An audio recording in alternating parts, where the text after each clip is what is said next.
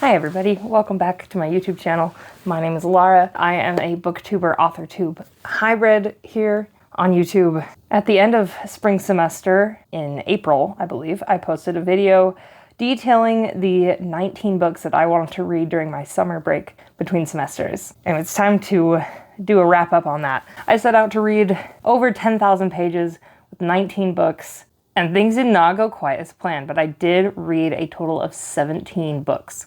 If you haven't watched that initial video where I detailed my TBR for the summer, you can watch it here. Please excuse the fly that you see buzzing around my head.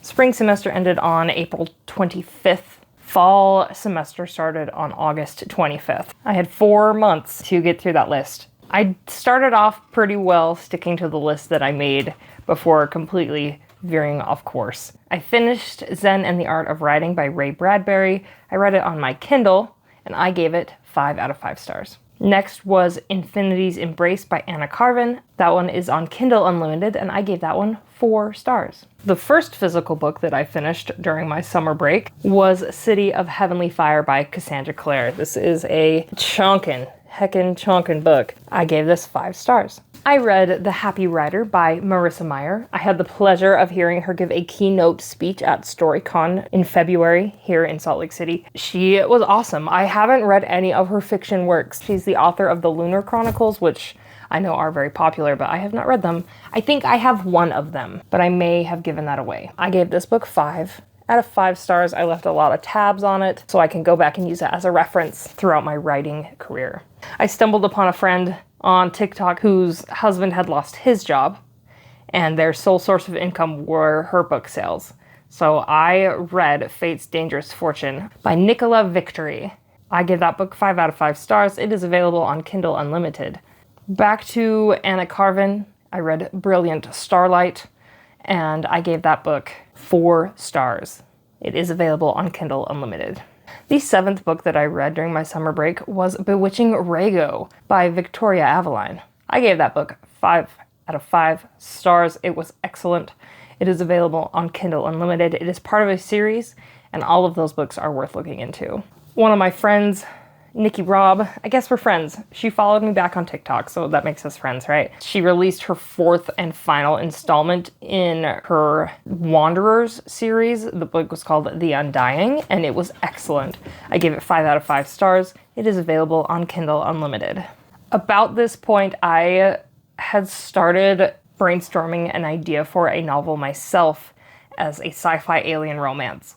And my main foundation in sci-fi alien romances is Ice Planet Barbarians by Ruby Dixon, which I read in 2021. Many years ago. I devoured them within a matter of months. There's like 22 books in that initial series, and she has a spin-off series called Ice Home. So I started reading several of those. The first one was Lauren's Barbarian by Ruby Dixon, Kindle Unlimited, 5 out of 5 stars. Followed by Willa's Beast by Ruby Dixon, Kindle Unlimited, 5 out of 5 stars.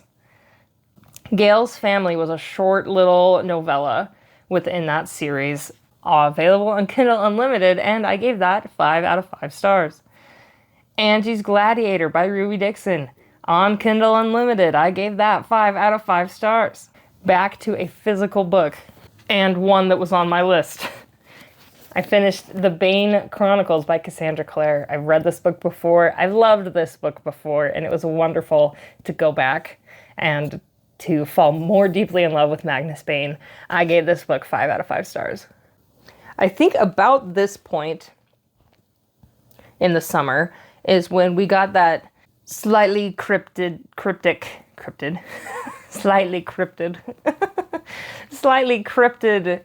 oh my gosh, slightly cryptic post from Sarah J. Maas that she had finished whatever draft of ACOTAR 6. I loved ACOTAR. I've read them twice. I've loved them. But I have not read the Throne of Glass series. Let me rephrase that. I read Throne of Glass last year and I thought it was okay. Nothing really drew me back about it, and I just kind of moved on.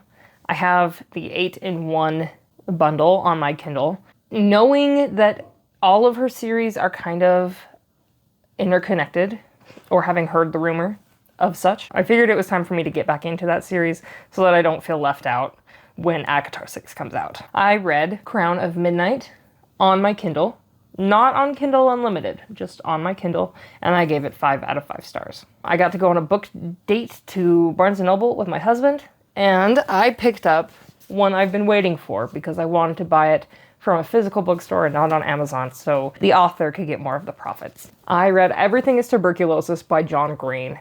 I've been following the Vlogbrothers for years. I have read all of John Green's other books. This is definitely a shift from his YA angsty teen romance books, but it was so good. I learned so much.